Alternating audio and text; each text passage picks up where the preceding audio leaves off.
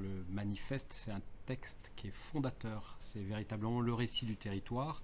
Son rôle, c'est de faire en sorte que chacun puisse se reconnaître dans ce récit, se reconnaître émotionnellement, toucher le cœur, se reconnaître rationnellement, c'est-à-dire faire en sorte que effectivement les mots qui sont utilisés dans ce récit puissent toucher chacun d'entre nous qui habitons sur ce territoire.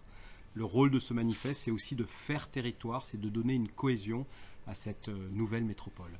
Donc c'est un peu un engagement aussi. C'est un engagement, effectivement. Certains diraient que c'est un poème qui met à l'honneur, effectivement, les racines, les traditions, mais aussi le devenir de ce territoire. Et c'est clé, ça vraiment.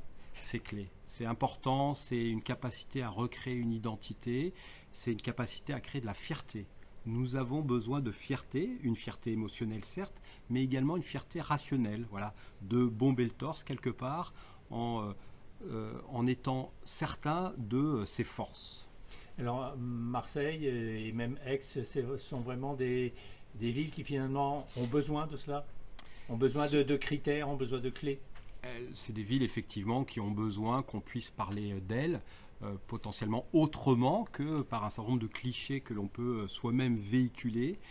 Aujourd'hui, on est dans une concurrence mondiale sur l'image des grands territoires, des grandes métropoles.